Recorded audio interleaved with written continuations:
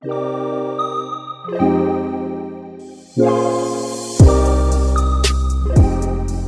everyone, and welcome back to our continuing coverage of E3 2016. My name is Justin McElroy. I'm the editor-at-large here at Polygon, and joining me today is Russ Freshtick. Hi. He also works at Polygon. From time to time. And we're also joined by a very special guest on the line. His name is Griffin McElroy, and he has seen a game that we are very curious about. Hi, and good video games. Good video games to you, sir.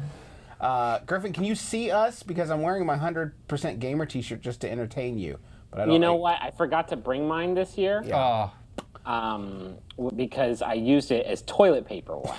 I was camping and I used it as toilet paper for my butt. This shirt was actually purchased at E3, not in the mid-90s like you might have guessed, but in 2014, just 2 years ago. Always at the bleeding edge, the essay.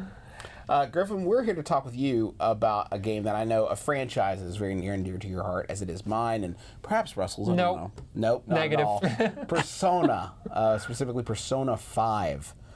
Which Are you saying Persona? Persona. Persona 5, which I know that you sort of checked out in some fashion at the triple. Yeah, sort of walk us through what exactly they're showing or talking about. I realize you didn't play it, so that's fine. No, that game is out in Japan in 3 months.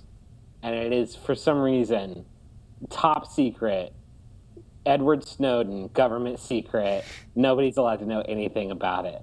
Which I get, like, that's their prerogative. They don't want people spoiling who all you can kiss or whatever. But good Lord, there's so much stuff that they're not talking about at that game, despite the fact that it's out in Japan in 3 months. We get it in February, but still, it's, you know. I guess the question on my mind is, what are they hiding? What are they hiding? No, it looks very, very good, but what they are showing at E3 is about an 8-minute long video that they are broadcasting on the front of the Atlas booth, which is pretty big. And now that video is out there. People have been filming it on the booth and published that video. And then I think Nico did a Japanese stream this early this morning. So now that video is out there. That's all we got was that video. We got a guided tour of what was going on in that video from an Atlas representative who kind of explained what the new stuff was that we were seeing. This is some of it here. So yeah, we What have you gleaned? We didn't get to play it. Didn't get to really interview anybody about it. We just sort of saw this video. And did they explain anything noteworthy about what we're seeing? Obviously, there's still school is still a big important part of this. Yeah. So the video kind of walks you through a single day-night cycle. Yeah. Which is still the structure of the franchise that hasn't changed since Persona 4.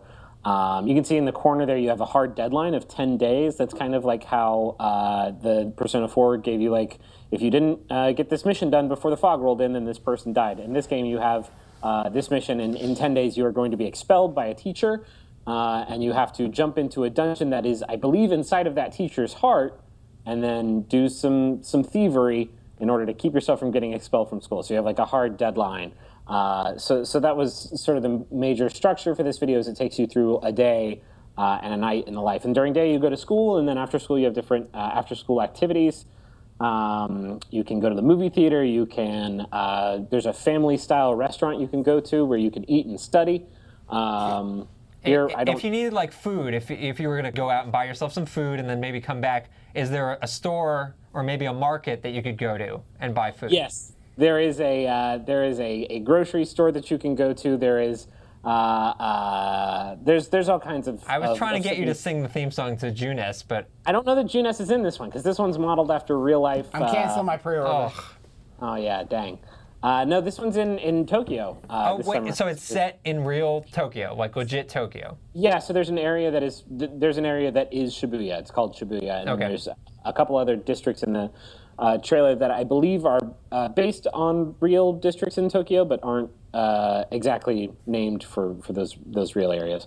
So yeah, you can do all the stuff that you would expect. You can get a job after school. You can work in a flower shop, in a Subway.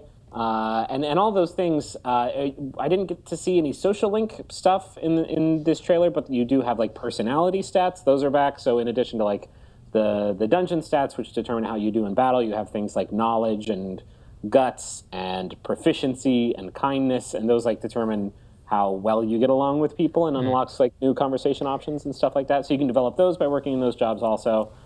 There's a place called Big Bang Burger, which has a gigantic burger, which looks exactly like the Aya Beef Bowl challenge from Persona 4. Like this is what I'm talking. This is what's nuts about the cycle, the press cycle for Persona 5 is like, these are the hot scoops. There's a giant burger in Persona 5. Griffin, did you have any favorite crushes yet? Any guys or gals looking particularly hunky or sweet to you that you would like to fall in love with and maybe start a life?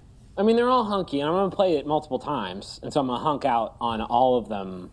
I don't know the order in which I'm going to hunk out, but... like, who is that? Who's that cat? That's a cat, Russ. Right, but it was running like a man. Griffin, we're seeing a lot of nonsensical squiggles in the game. Are those just placeholder until they write the text? Oh, geez. I wanted to talk about some other actual things that they did tell me about. Teddy. Teddy? Is Teddy in the game? Is Teddy in the game? No, there's a cat. That's the first question from Facebook. Comes in from Justin McElroy. Says, is Teddy in this game? Teddy's not in this one. You have a cat companion named Morgana. That was that anthropomorphic cat that you were talking about earlier. And actually, if you watch this video again, you can see anytime you're like hanging out in the city before you're in the dungeon, you have a cat with you that's like hiding wherever. So there's a shot where you're in the school when you're in class. The cat is like hiding in your desk. You can see him, little eyes peeking out. Sure. In the movie theater, the cat's like in your backpack watching the movie with you. It's fantastic. One thing I wanted to point out is they're bringing back, in the earlier Persona games, there was a system called negotiation. So in addition to fighting the demons that you encounter in the dungeons, you could just talk to them. And then you have bunches of conversation options when you're talking to them that if you win them over, then they'll join your team, and then that's how you get new personas. That kind of got lost in Persona 3 and Persona 4. It is back to some degree in Persona 5. If you can use the elemental weaknesses of each monster, you knock them all down. That's been in past Persona games. But instead of just like rushing in for a big attack, if you knock down the entire enemy team, you also have the option of having a conversation with them. And then based on how you do in that conversation, that's how you get new personas in this game, which I think is actually really cool. Persona 4 used a system called like Chance Time, where you got to like draw cards if you won a battle really good sometimes maybe, and then you would get a persona out of it, which is really not especially intuitive. This new system, or it's an old system that's coming back, I'm kind of excited about. We have a question here from Facebook, an actual question from Facebook, from Scott Smith, who is curious to know, Griffin, do you prefer, based on what you've seen of Morgana, and I realize it's very limited, do you prefer this cat or do you prefer Teddy? I'm not a Teddy fan, so like. You dislike Whoa, Teddy? Whoa, okay. Yeah. Because to me, it's real to me, you know. Yeah. It's important to me, and he was a cartoon joke animal, and I was trying to get tied up in like the emotional drama of it all. Sure. I mean, Teddy was fine.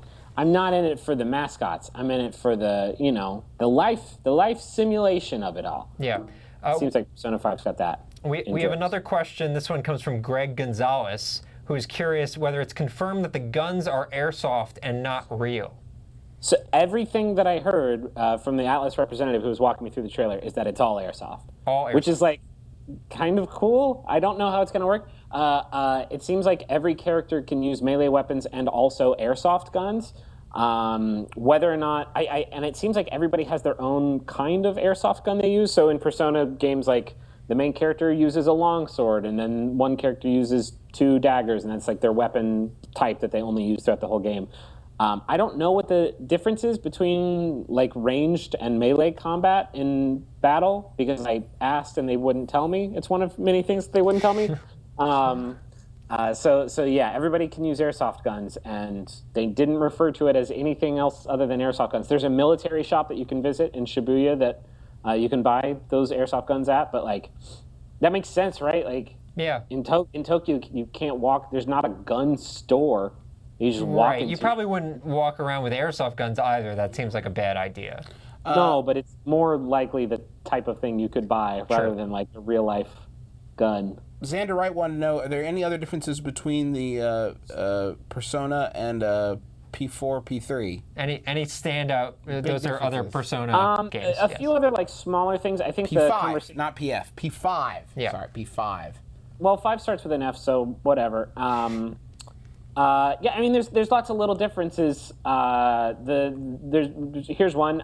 There are more elemental types, so instead of just the fire, ice, wind, thunder, there's an element type called Psi, which is like psychic damage, and one for nuclear damage. And that's like really important to the Persona games because you have to use those in battle. Every time you hit an enemy with their weakness, you get an extra turn out of it. It's like probably the defining element of the Persona combat system. So they're making that a little bit more complex this time around by adding those new damage types in there. There was a special ability that the protagonist has called Baton Pass that just allows them to hand off their turn to anybody else in the turn order, which could have some cool like strategic uses. Like if you know you're about to take a big hit, you could pass the baton to the healer of the party who could then heal everybody up. Cool. So like a lot of minor stuff. For my money, I think the big thing that I took away was the return of the conversation system is really cool. And then that there's just going to be so much stuff to do when you're just living your life out there on the streets. Awesome. Well, Griffin, thank you so much for taking the time to tell us more I about wish I Persona had 5. more to tell you. That's just. It seems like you failed at your job, so that's fine. Cool. We'll let it Thanks, slide. guys. It's been really fun. Hey, Thank this you. has been great. For Griffin McElroy and Russ Freshtick, I'm Justin McElroy. We got a lot more on Polygon.com and YouTube.com/Polygon, Facebook.com/Polygon. So go watch it all. And thanks for joining us. Just with that's what we're doing. All right, it's fine.